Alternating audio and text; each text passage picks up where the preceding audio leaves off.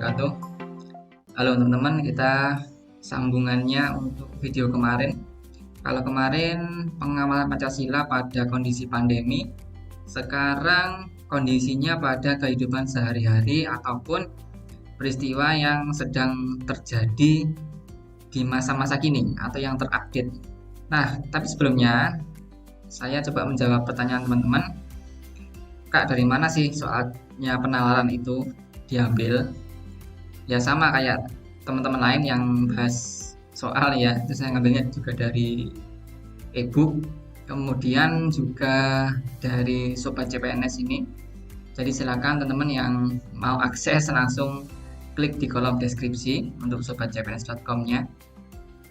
Namun memang sangat sulit untuk mencari soal penalaran TWK di e-book itu karena karakter soalnya CPNS itu tidak semuanya HOTS ya, ada juga yang masih LOTS. Jadi saya beberapa soal juga mengembangkan sendiri karena sebagai lulusan pendidikan ya, teman-teman yang lulusan pendidikan pasti sudah tahu bagaimana cara pengembangan soal, cara pengembangan instrumen soal. Jadi saya kira sudah sangat paham bagaimana itu. Sehingga ada beberapa soal yang memang saya murni kembangkan berdasarkan kisi-kisi, kemudian saya kembangkan indikator kompetensinya, indikator soalnya. Kemudian ada pertanyaan juga dari teman-teman, Kak, kenapa nggak pakai istilah HTS, lebih pakai penalaran? Karena untuk HTS ini jika dicantumkan di thumbnail ataupun di judul, tanggung jawab akademiknya sangat tinggi ya, karena soal HTS itu harus levelnya C4 sampai C6 berdasarkan taksonomi Bloom. Karena harus pada soal ada aspek menganalisis, mengevaluasi, dan mencipta. Nah, saya lebih suka pakai penalaran ketimbang HTS karena untuk karakter soal CPNS itu tidak semuanya HTS, tidak semuanya C4 sampai C6. Ada juga yang C1 sampai C3, maka saya lebih pakai penalaran karena untuk C2 sampai C3 pun itu masih ada penalarannya meskipun tingkat rendah. Sehingga untuk HTS murni HTS itu harusnya penalaran tingkat tinggi C4 sampai C6. Maka saya karena tanggung jawabnya sangat tinggi untuk menaruh kata-kata HTS ya, itu saya lebih suka pakai penalaran ya, karena soal-soal yang saya bahas ya nggak hanya C4 sampai C6 karena masih ada juga C1, C2 dan C3-nya. Tapi teman-teman, meskipun soal CPNS itu bergeser dari hafalan menuju penalaran, teman-teman tetap waspada untuk soal hafalan ya. Tidak semuanya akan penalaran, pasti ada hafalannya. Bagaimana sih contoh soal untuk C1 sampai C3 itu atau menghafal C1 dan penalaran tingkat rendah untuk C2 dan C3 untuk konteks pengamalan Pancasila. Untuk mengingat itu C1 teman-teman ya. Jadi kita hanya mengingat bagaimana konsep. Contohnya seperti ini ya, sila kelima pada burung Garuda lambangnya apa? Nah ini teman-teman jawab soal ini hanya butuh mengingat saja, nggak perlu memahami, nggak perlu mengaplikasi, nggak perlu menganalisis. Jadi ini bukan soal HTS, tapi maksud soal LOTS, Lower Order Thinking Skills. Jadi untuk sila kelima ini lambangnya adalah padi dan kapas. Ini hanya mengingat. Kemudian next untuk C2 atau memahami itu salah satu contoh pengamalan sila kemanusiaan yang adil dan beradab adalah di sini levelnya tidak hanya mengingat tapi sudah memahami.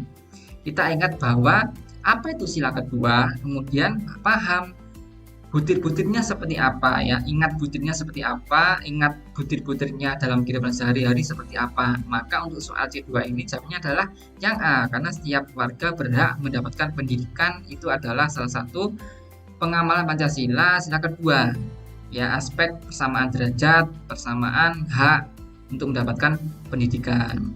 Kemudian beranjak ke soal C3 mengaplikasi, di sini sudah lebih kontekstual, diberikan sebuah kondisi teman-teman mengaplikasikan pemahaman tentang pengamalan Pancasila maupun butir-butir Pancasila kepada sebuah kondisi. Contohnya, Budi suka membeli barang-barang impor untuk dikoleksi daripada produk lokal dalam negeri. Kebiasaan Budi bertentangan dengan nilai pengamalan Pancasila sila. Baik teman-teman, kalau di sini teman-teman sudah ingat apa butir Pancasila sila ketiga dan paham bagaimana mengaplikasikannya, maka suka membeli barang impor ini bertentangan dengan persatuan Indonesia karena tidak cinta tanah air. Cinta Tanah Air merupakan salah satu butir pengamalan Pancasila sila ketiga. Ini mengingat, tapi bagaimana kita mengaplikasikannya itu masuk dalam soal C3, mengaplikasi kepada sebuah soal. Baik tentunya ini sedikit kuliah pendidikan ya, bagi yang teman-teman lulusan pendidikan pasti sudah sangat tahu apa itu taksonomi Bloom, C1, C2, C3, C4, C5, C6. Nah, di sini untuk soal HUTS-nya memang lebih panjang ceritanya, kemudian kita lebih banyak menganalisis bagaimana keywords-nya, kata kuncinya, maka itu masuk dalam soal HUTS. Baik teman-teman, kita nggak usah panjang lebar tentang taksonomi Bloom, langsung aja saya bahas tentang soal pertama, yaitu pengamalan Pancasila pada kehidupan sehari-hari. Soal nomor 1, Alfa adalah seorang siswa di sebuah sekolah menengah. Pada pembelajaran daring saat ini, Alfa memiliki kebiasaan buruk, yaitu seringkali mematikan tampilan kamera video di laptopnya, bahkan hanya join kemudian bermain smartphone sehingga sering tidak memperhatikan gurunya mengajar. Perilaku Alfa bertentangan dengan pengamalan Pancasila sila ke.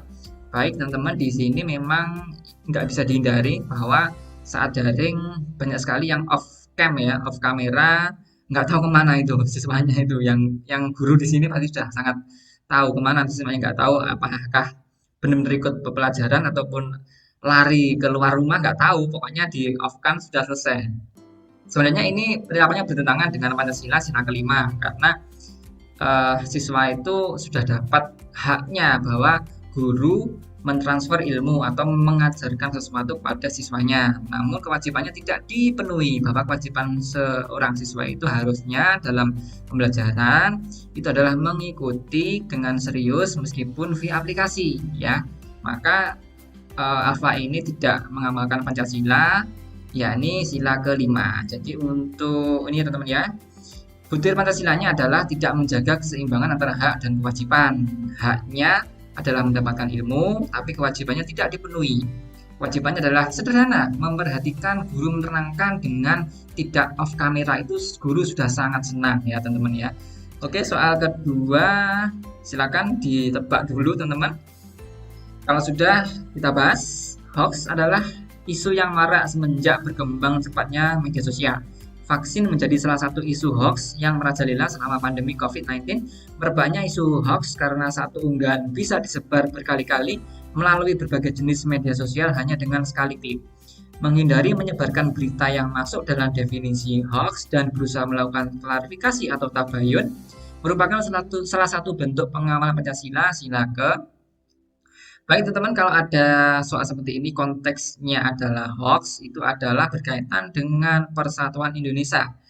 Karena berita hoax ini sangat berpotensi memecah belah persatuan bangsa. Maka sebagai warga negara yang baik, kita sebaiknya menghindari menyebarkan berita hoax, melakukan klarifikasi atau tabayun, bahkan melaporkan kepada pihak berwajib jika akunnya sudah sangat meresahkan.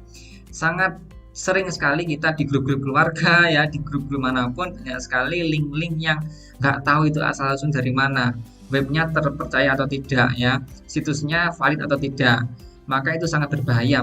Maka kita harus cek dulu, kita cek dari website atau kanal berita yang sudah terpercaya, baru kita share yang benar-benar valid, bukan hoax. Dengan hoax ini sangat berpotensi terjadi pemecah belahan masyarakat ya teman-teman. Sangat bisa dilihat sampai sekarang efek dari pilpres, efek dari politik itu sangat terasa sampai sekarang. Maka teman-teman sebagai calon ASN itu harus berhati-hati kalau ada link berita yang disebarkan di WhatsApp, di sosmed manapun, dicek dan recheck dulu, jangan langsung di forward ya, karena sekali klik nyebar, wah itu akan berjamaah gitu ya, hoaxnya akan selalu menyebar kemana-mana kalau kita tidak dicek dan dicek dulu. Maka untuk konteks soal menghindari menyebarkan berita hoax merupakan pengamalan Pancasila sila ketiga. Untuk butirnya ini sesuai dengan memelihara ketertiban berdasarkan kemerdekaan, peradaban abadi dan keadilan sosial ya. Ada aspek ketertiban di sini sehingga merupakan pengamalan sila persatuan Indonesia. Baik teman-teman yang jawab benar, selamat. Kita next soal ketiga, silakan dijawab dulu, diprediksi dulu jawabannya teman-teman. Baik, kita bahas. Pak Abdul adalah wali kota terpilih di sebuah kota. Sejak hari pertama kerja, Pak Abdul segera mengeksekusi salah satu program yang dijanjikan saat kampanye, yaitu pembuatan aplikasi kanal aspirasi. Melalui aplikasi ini, warga bisa menyampaikan saran dan keluhan terkait kondisi di kotanya, bahkan kritik terhadap kinerja wali kota dan jajarannya. Aplikasi tersebut merupakan model baru pemerintahan yang melibatkan warga dalam pembentukan kebijakan publik yang dapat dengan mudah diakses dengan smartphone warga.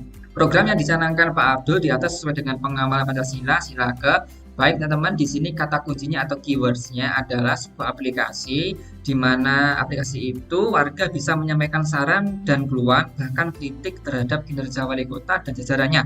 Maka ini adalah bentuk sebuah musyawarah, sebuah mufakat, sebuah kebebasan berpendapat.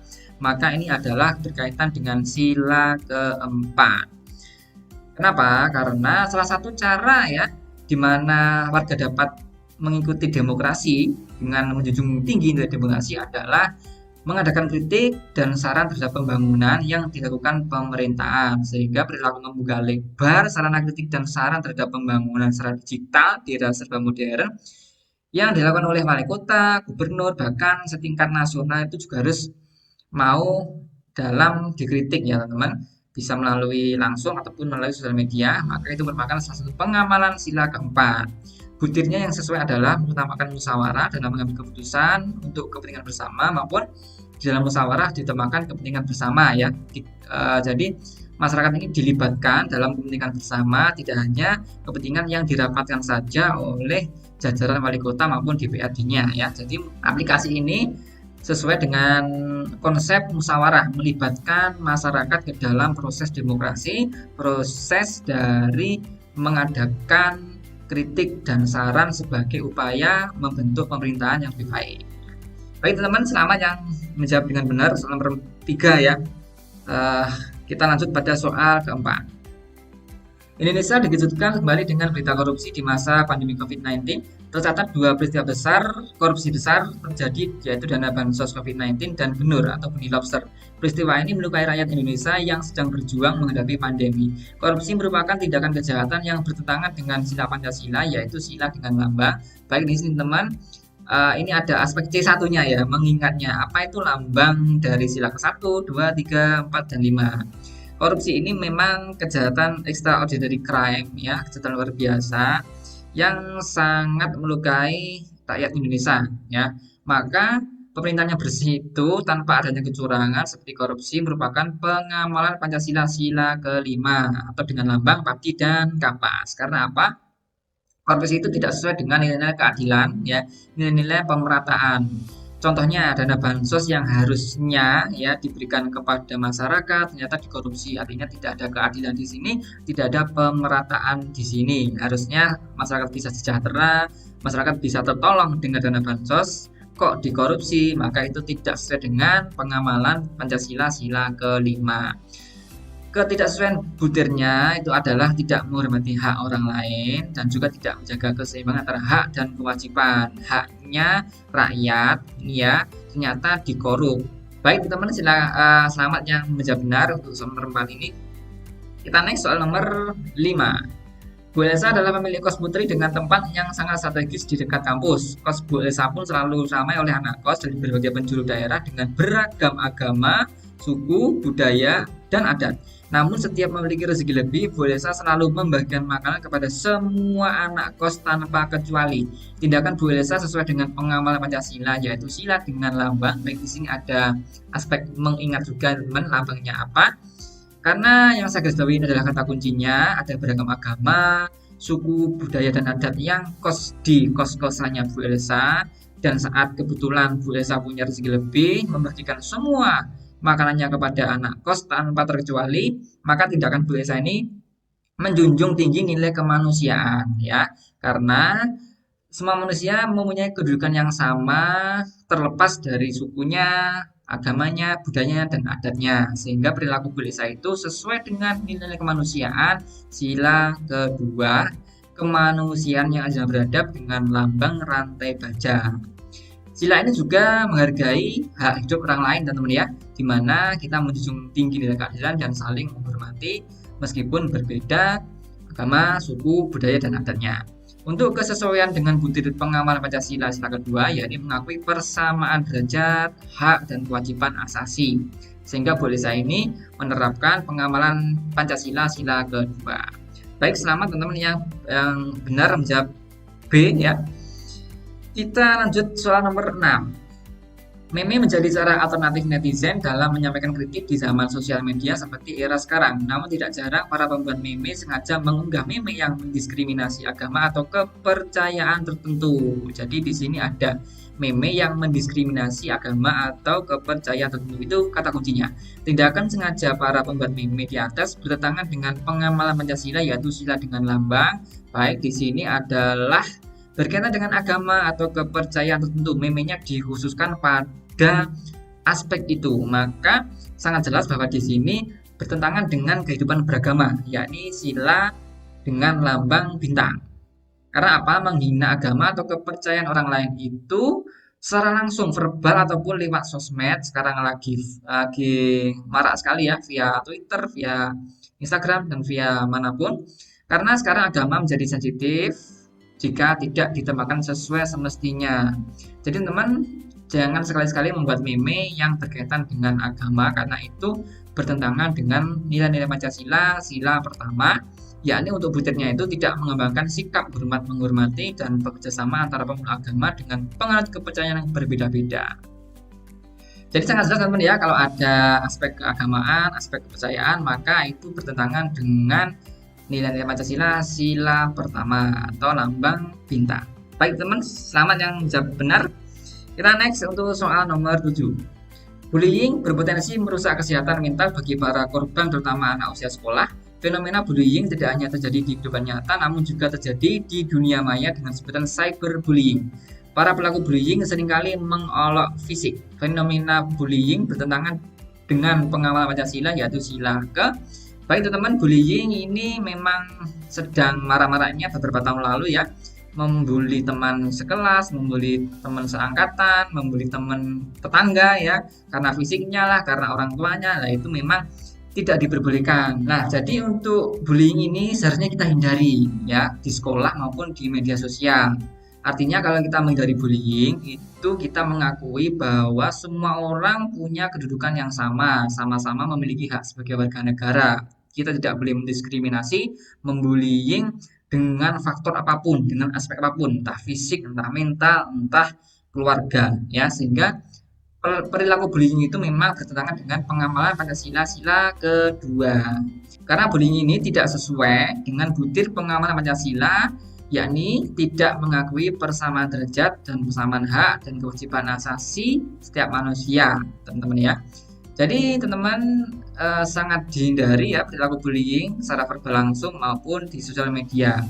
Jikapun ada peristiwa bullying, silakan diingatkan ya, silakan menjadi warga negara yang baik, memiliki wawasan kebangsaan yang baik di sosial media.